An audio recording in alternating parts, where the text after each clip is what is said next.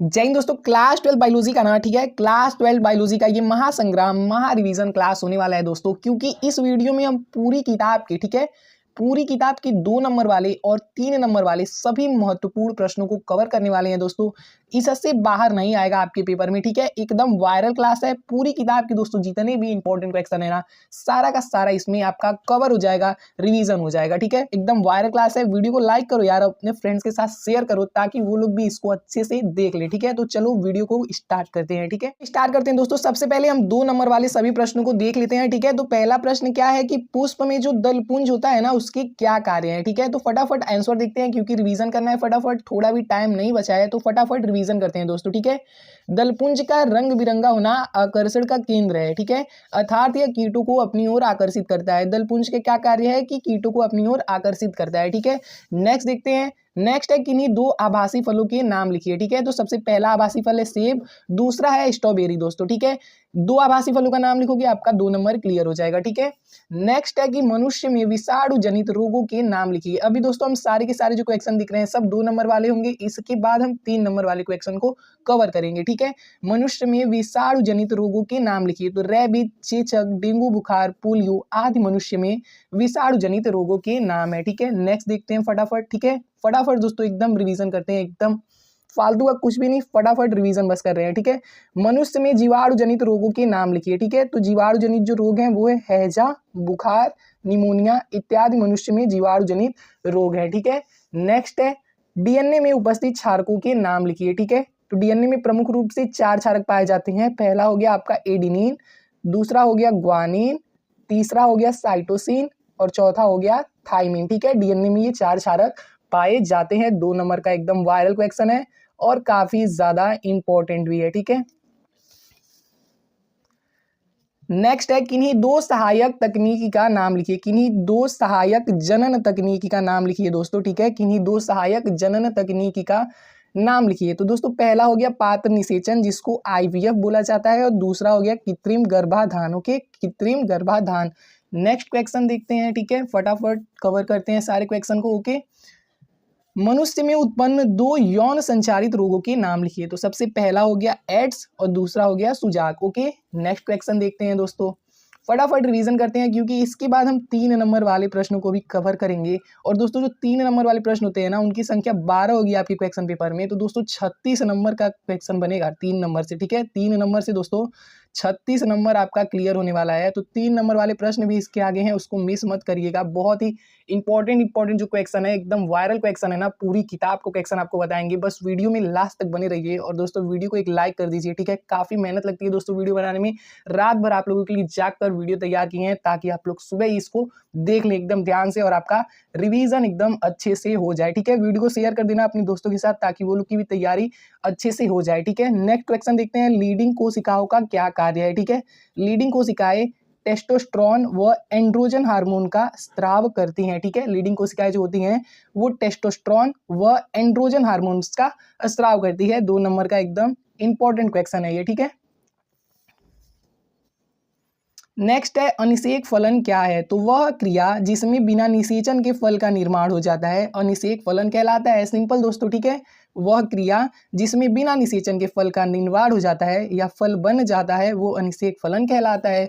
जैसे केला हो गया, अंगूर हो गया और पाइनस हो गया। एकदम 2 नंबर का एकदम आसान सा प्रश्न है, याद हो गया होगा आप लोगों को, ठीक है। चलिए आगे देखते हैं फटाक से, ओके। ठीक है, काफी इंपॉर्टेंट क्वेश्चन है कि जलीय परागण करने वाले किन्हीं 2 पौधों के नाम लिखिए, ठीक है। तो पहला पौधा हो गया हाइड्रीला और दूसरा हो गया ईल घास, ठीक है।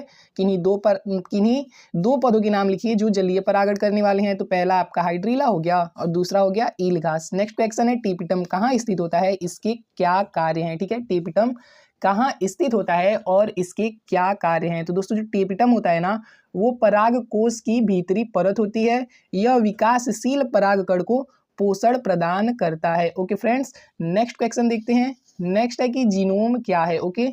नेक्स्ट क्वेश्चन क्या है, जीनोम क्या है। 2 नंबर का काफी ज्यादा इंपॉर्टेंट क्वेश्चन है ये, ठीक है।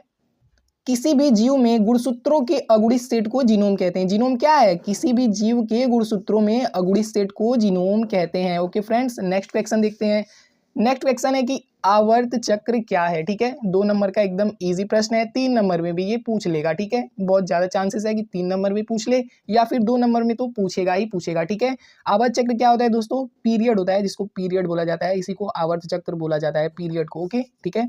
मादाओं में अंडाणु निर्माण की प्रक्रिया 28 दिन के चक्र में होती है, जिसे आवर्त चक्र या मासिक चक्र कहते हैं। सिंपल, ठीक है, एकदम 2 नंबर आपका मिल जाएगा, इतने ही आसान शब्दों में लिख दोगे तो। ठीक है, अब देखते हैं हम अपने 3 नंबर वाले प्रश्नों को।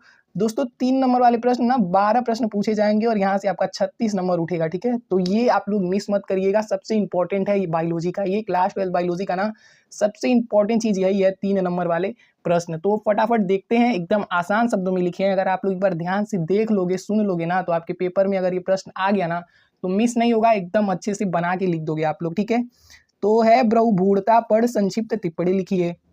तो बहुभ्रूणता पर संक्षिप्त टिप्पणी लिखते हैं, तो जब किसी एक बीज में एक से अधिक भ्रूण विकसित होते हैं तो इस प्रक्रिया को बहुभ्रूणता कहते हैं। ओके फ्रेंड्स, जब किसी एक बीज में एक से अधिक भ्रूण विकसित हो जाते हैं तो इस प्रक्रिया को क्या कहते हैं, इस प्रक्रिया को बहुभ्रूणता कहते हैं। यह बीजांड में एक से अधिक भ्रूणकोश की उपस्थिति के कारण होता है, जैसे कि पाइनस, संतरा इत्यादि इसके उदाहरण हैं। नेक्स्ट क्वेश्चन देखते हैं। ठीक है, नेक्स्ट क्वेश्चन है कि अपरा क्या है, इनके मुख्य कार्य लिखिए। ठीक है, तो वह अंग जिसके द्वारा गर्भाशय में स्थित भ्रूण के शरीर में माता के रक्त से पोषण पहुंचता रहता है और भ्रूण वृद्धि करता है, उस अंग को अपरा या प्लेसेंटा कहते हैं। ठीक है, उस अंग को क्या कहते हैं, अपरा या प्लेसेंटा कहते हैं। ओके फ्रेंड्स, इसके कार्य देख लेते हैं। ठीक है, इसके कार्य देखने से पहले से आप लोग इसके कार्य देखने से पहले ना अपरा के कार्य देख लेते हैं। ठीक है, इसके कार्य क्या होते हैं उसको देखने से पहले आप लोग अपरा समझ लीजिए अच्छे से क्या होता है। मान लीजिए कोई भ्रूण है, ठीक है, तो भ्रूण जो होता है ये एक नलिका जुड़ी होती है जिससे माता के रुधिर से ना इस भ्रूण को पोषण मिलता है, यही चीज अपरा होती है। और यही चीज यहाँ पे लिखा भी है कि वह अंग जिसके द्वारा गर्भाशय में स्थित, ठीक है, लिखा भी है कि वह अंग जिसके द्वारा गर्भाशय में स्थित भ्रूण के शरीर में, ठीक है, भ्रूण के शरीर में, ये भ्रूण का शरीर है, ठीक है, माता के रक्त से पोषण मिलता है। ये माता का रुधिर है और यहीं से इस नलिका के माध्यम से इस भ्रूण को पोषण मिलता है। इसी चीज को अपरा कहा जाता है या फिर प्लेसेंटा कहा जाता है। सिंपल ना दोस्तों, ठीक है, ये चित्र आपको समझाने के लिए है, पेपर में आपको नहीं बनाना है, बस लिखना है आपको।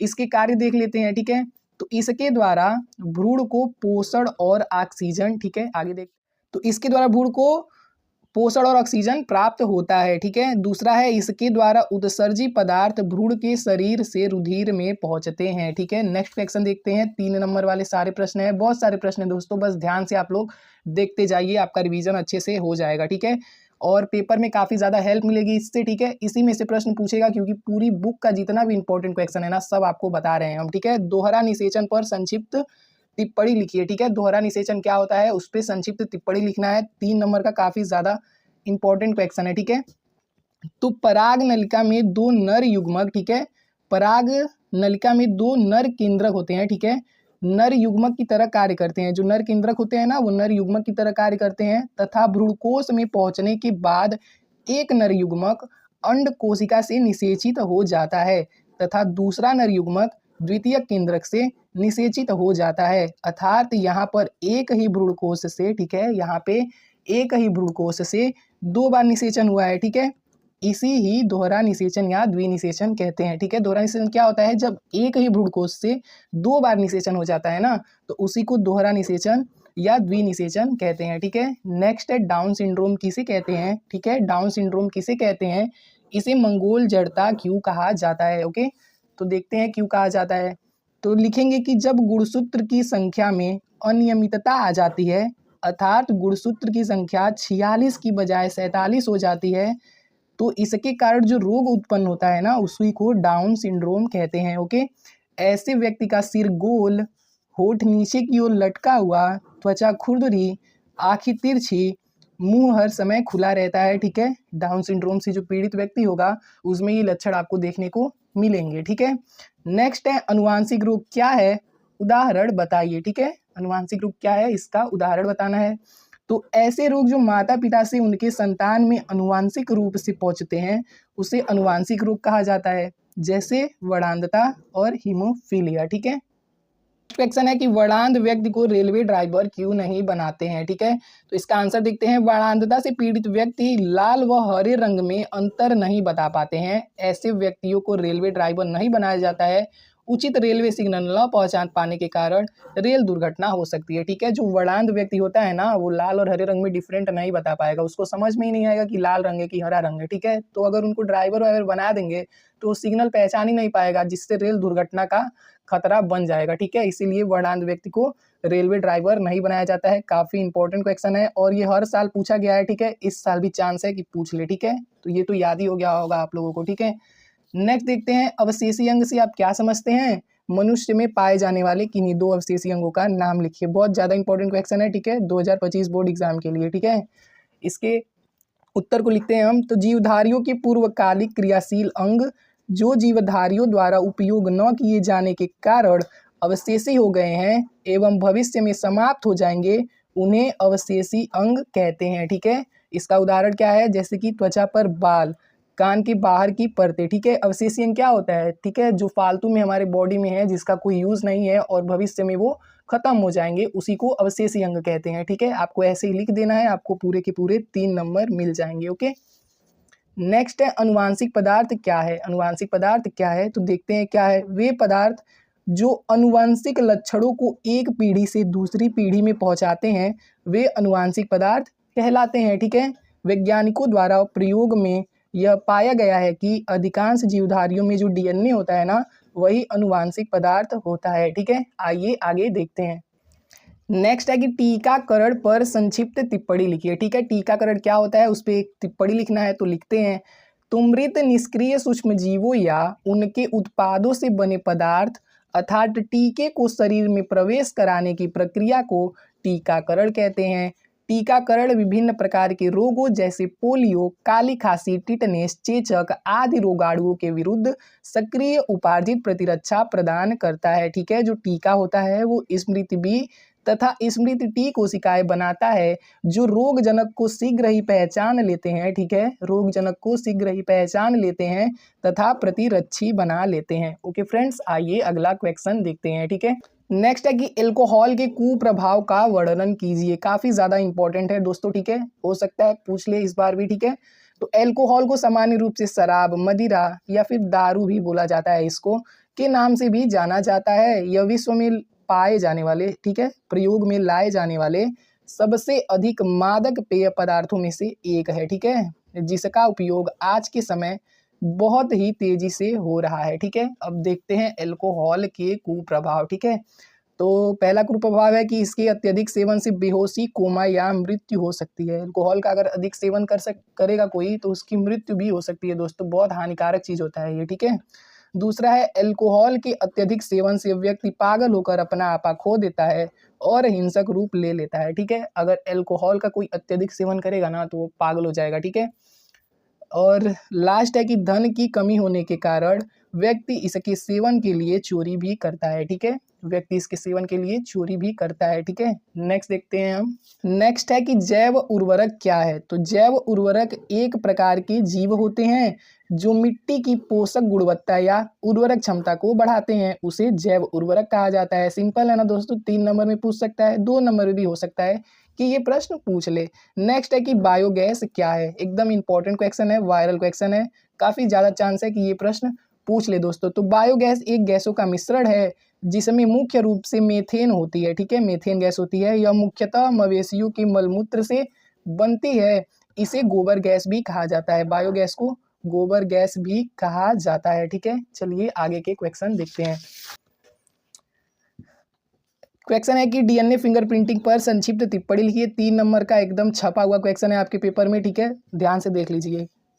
डीएनए फिंगरप्रिंटिंग एक ऐसी तकनीक है जिसके द्वारा खूनी, बलात्कारी, अपराधी या पैतृक की जांच की जाती है। इस तकनीक में व्यक्ति के डीएनए में पाए जाने वाले विभिन्नताओं का पता लगाया जाता है, ठीक है। तो हमने फटाफट बहुत सारे क्वेश्चन को रिवीजन किया है, ठीक है। आई होप आपको रिवीजन अच्छे से हो गया होगा, ठीक है।